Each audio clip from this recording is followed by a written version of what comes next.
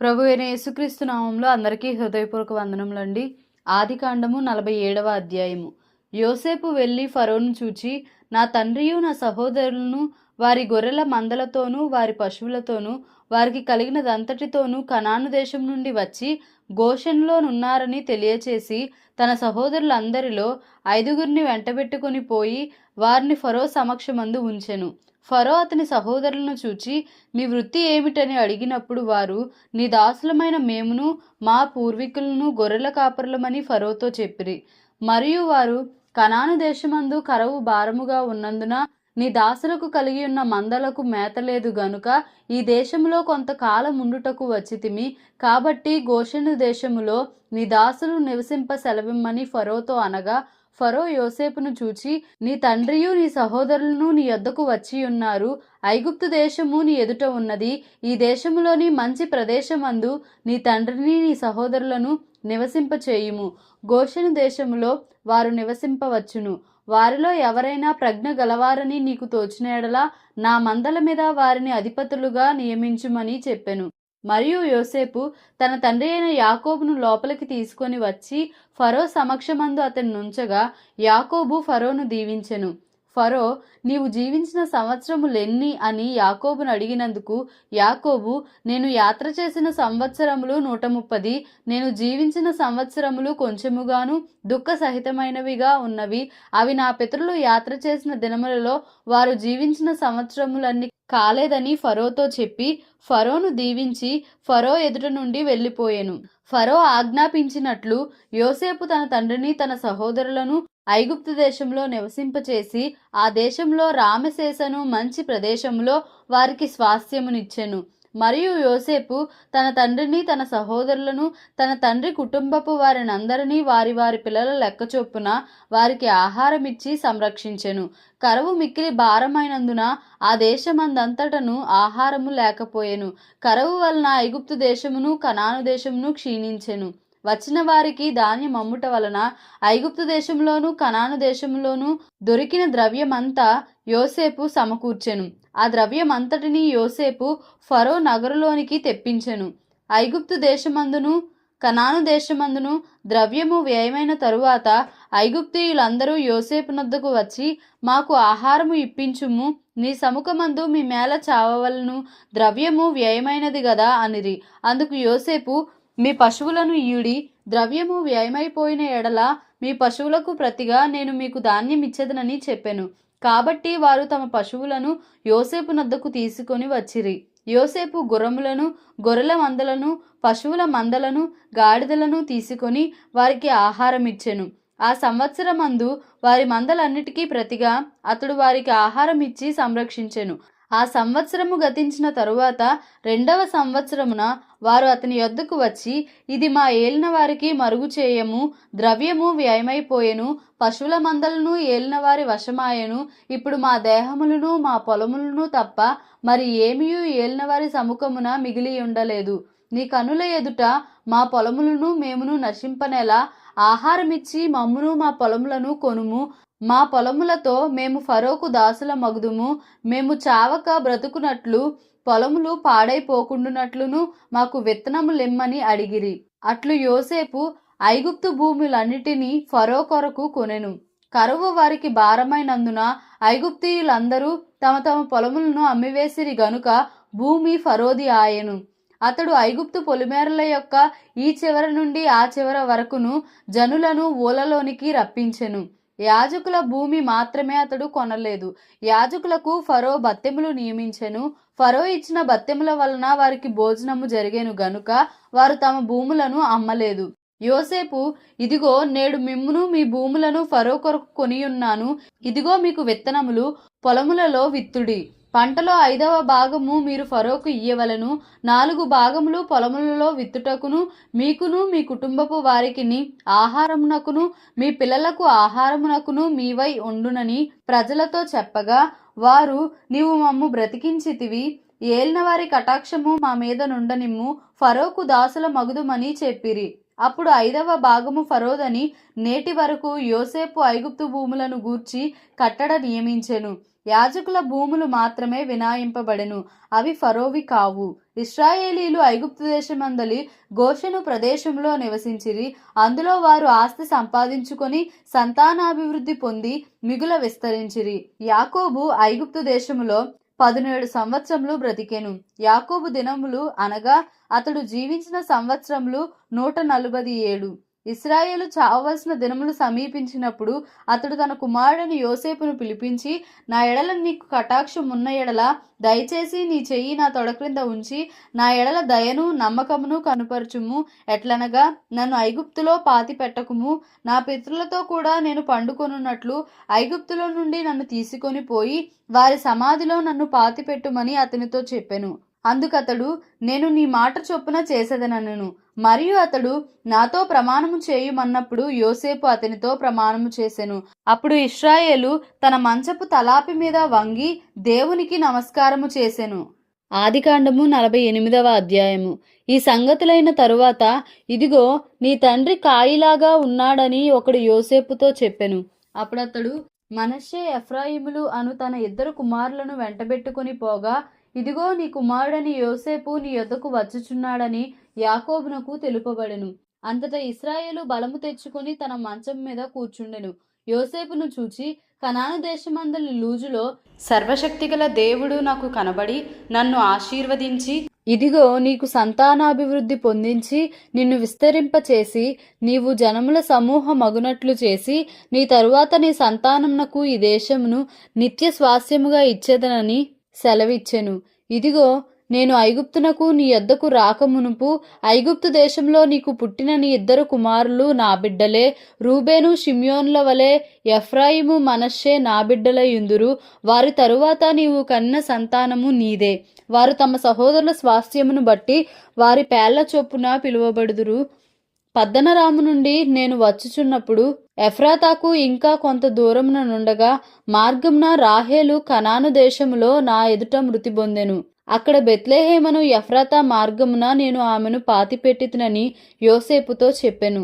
ఇశ్రాయేలు యోసేపు కుమారులను చూచి వీరెవరని అడుగగా, యోసేపు, వీరు నా కుమారులు, వీరిని ఈ దేశమందు దేవుడు నాకు అనుగ్రహించనని తన తండ్రితో చెప్పెను. అందుకతడు, నేను వారిని దీవించుటకు నా దగ్గరికి వారిని తీసుకొని రమ్మనెను. ఇశ్రాయేలు కన్నులు వృద్ధాప్యము వలన మందముగా ఉండెను గనుక అతడు చూడలేకపోయెను. యోసేపు వారిని అతని దగ్గరకు తీసుకొని వచ్చినప్పుడు అతడు వారిని ముద్దు పెట్టుకొని కౌగిలించుకొనెను. ఇశ్రాయేలు యోసేపుతో, నీ ముఖము చూచేదనని నేను అనుకొనలేదు గాని నీ సంతానమును దేవుడు నాకు కనుపరచి ఉన్నాడనగా, యోసేపు అతని మోకాళ్ల మధ్య నుండి వారిని తీసుకొని అతనికి సాష్టాంగ నమస్కారము చేసెను. తరువాత యోసేపు ఇశ్రాయేలు ఎడమ చేతి తట్టున తన కుడి చేత ఎఫ్రాయిమును, ఇశ్రాయేలు కుడి చేతి తట్టున తన ఎడమ చేత మనష్షేను పట్టుకొని వారినిద్దరినీ అతని దగ్గరకు తీసుకొని వచ్చెను. మనష్షే పెద్దవాడైనందున ఇశ్రాయేలు తన చేతులను యుక్తిగా చాచి చిన్నవాడైన ఎఫ్రాయిము తల మీద తన కుడి చేతిని, మనష్షే తల మీద తన ఎడమ చేతిని ఉంచెను. అతడు యోసేపును దీవించి, నా పితరులైన అబ్రాహాము ఇస్సాకులు ఎవని ఎదుట నడుచుచుండిరో ఆ దేవుడు, నేను పుట్టినది మొదలుకొని నేటి వరకును ఎవడు నన్ను పోషించెనో ఆ దేవుడు, అనగా సమస్తమైన కీడుల్లో నుండి నన్ను తప్పించిన దూత ఈ పిల్లలను ఆశీర్వదించునుగాక. నా పేరును అబ్రాహాము ఇస్సాకులను నా పితరుల పేరును వారికి పెట్టబడునుగాక. భూమి యందు వారు బహుగా విస్తరించుదురుగాక అని చెప్పెను. యోసేపు ఎఫ్రాయిము తల మీద తన తండ్రి కుడిచేయి పెట్టుట చూచినప్పుడు అది అతనికిష్టము కాకపోయెను గనుక అతడు మనష్షే తల మీద పెట్టించవలనని తన తండ్రి చెయ్యి ఎఫ్రాయిము తల మీద నుండి ఎత్తి, నా తండ్రి, అట్లు కాదు, ఇతడే పెద్దవాడు, నీ కుడిచేయి ఇతని తల మీద పెట్టుమని చెప్పెను. అయినను అతని తండ్రి ఒప్పక, అది నాకు తెలియను, నా కుమారుడా, అది నాకు తెలియను. ఇతడును ఒక జన సమూహమై గొప్పవాడగును గాని ఇతని తమ్ముడు ఇతని కంటే గొప్పవాడగును. అతని సంతానము జనముల సమూహమగునని చెప్పెను. ఆ దినమందు అతడు వారిని దీవించి, ఎఫ్రాయిము వలెను మనష్షే వలెను దేవుడు నిన్ను చేయును గాకని ఇశ్రాయేలీలు నీ పేరు చెప్పి దీవించెదరనెను. అలాగూ అతడు మనష్షే కంటే ఎఫ్రాయిమును ముందుగా ఉంచెను. మరియు ఇశ్రాయేలు, ఇదిగో నేను చనిపోవుచున్నాను, అయినను దేవుడు మీకు తోడైయుండి మీ పితరుల దేశమునకు మిమ్మను మరలా తీసుకొని పోవును. నేను నీ సహోదరుల కంటే నీకు ఒక భాగము ఎక్కువగా ఇచ్చితిని. అది నా కత్తితోనూ నా వింటితోనూ అమోరీల చేతిలో నుండి తీసుకొంటినని యోసేపుతో చెప్పెను. ఆదికాండము 49వ అధ్యాయము. యాకోబు తన కుమారులను పిలిపించి ఇట్లనెను, మీరు కూడి రండి, అంత్యదినములలో మీకు సంభవింపబోవు సంగతులను మీకు తెలియచేసేదను. యాకోబు కుమారులారా, కూడి వచ్చి ఆలకించుడి, మీ తండ్రి అయిన ఇశ్రాయేలు మాట వినుడి. రూబేను, నీవు నా పెద్ద కుమారుడవు, నా శక్తియు నా బలము యొక్క ప్రథమ ఫలమును, ఔన్నత్యాతిశయమును బలాతిశయమును నీవే. నీళ్ల వలె చంచలుడవై నీవు అతిశయము పొందవు. నీ తండ్రి మంచము మీదకి ఎక్కితివి, దానిని అపవిత్రము చేసితివి. అతడు నా మంచము మీదికెక్కెను. షిమ్యోను, లేవి అనువారు సహోదరులు. వారి ఖడ్గములు బలాత్కారపు ఆయుధములు. నా ప్రాణమా, వారి ఆలోచనలో చేరవద్దు. నా ఘనమా, వారి సంగముతో కలిసి కొనవద్దు. వారు కోపము వచ్చి మనుష్యులను చంపిరి, తమ స్వేచ్ఛ చేత ఎద్దుల గుదికాలి నరములను తెగగొట్టిరి. వారి కోపము వేండ్రమైనది, వారి ఉగ్రతయు కఠినమైనది. అవి శపింపబడును. యాకోబులో వారిని విభజించెదను, ఇశ్రాయేలులో వారిని చెదరగొట్టెదను. యూదా, నీ సహోదరులు నిన్ను స్తుతించెదరు. నీ చెయ్యి నీ శత్రువుల మెడ మీద ఉండును. నీ తండ్రి కుమారులు నీ ఎదుట సాగిలపడుదురు. యూదా కొదమసింహము, నా కుమారుడా, నీవు పట్టిన దాన్ని తినివచ్చితివి. సింహము వలెను, గర్జించు ఆడు సింహము వలెను అతడు కాళ్ళు ముడుచుకొని పండుకొనెను. అతని లేపువాడెవడు? షిలోహు వచ్చు వరకు యూదా యొద్ద నుండి దండము తొలగదు, అతని కాళ్ళ మధ్య నుండి రాజదండము తొలగదు. ప్రజలు అతనికి విధేయులయుందురు. ద్రాక్షావల్లికి తన గాడిదను, ఉత్తమ ద్రాక్షావల్లికి తన గాడిద పిల్లను కట్టి, ద్రాక్షారసములో తన బట్టలను, ద్రాక్షల రక్తములో తన వస్త్రమును ఉదుకును. అతని కన్నులు ద్రాక్షారసము చేత ఎర్రగాను, అతని పళ్ళు పాల చేత తెల్లగాను ఉండును. జెబూలును సముద్రపు రేవున నివసించును, అతడు ఓడలకు రేవుగా ఉండును. అతని పొలిమేర సీదోను వరకు నుండును.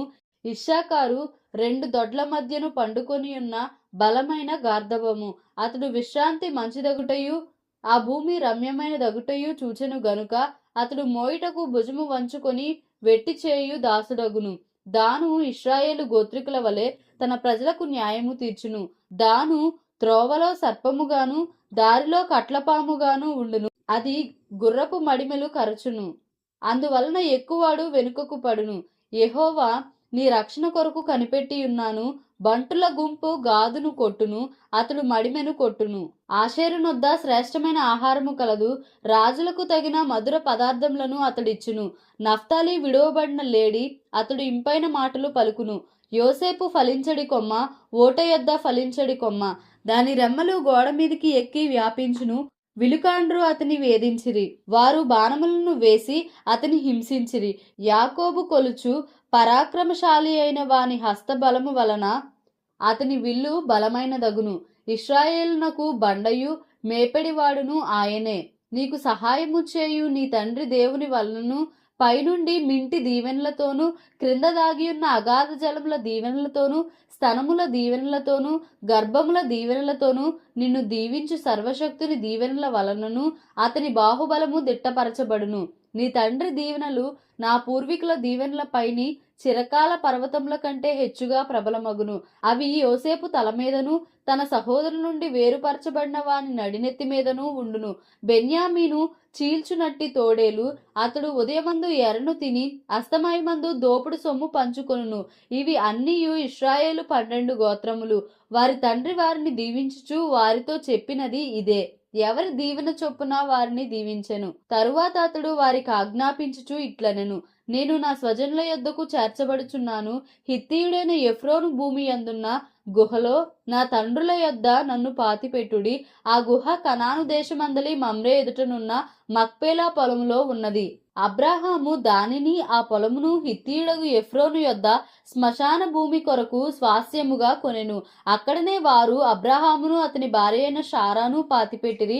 అక్కడనే ఇస్సాకును అతని భార్య అయిన రెబ్కాను పాతిపెట్టిరి. అక్కడనే నేను లేయాను పాతిపెట్టి తిని, ఆ పొలమును అందులోనున్న గుహయు హేతు కుమారుల యొద్ద కొనబడినదనెను. యాకోబు తన కుమారులకు ఆజ్ఞాపించుట చాలించి మంచము మీద తన కాళ్ళు ముడుచుకొని ప్రాణము విడిచి తన స్వజనుల యొద్దకు చేర్చబడెను. దేవుడు తన పరిశుద్ధ వాక్యంను మన వినికిడిలో దీవించి ఆశీర్వదించునుగాక. Amen. Please like, share and subscribe for more videos.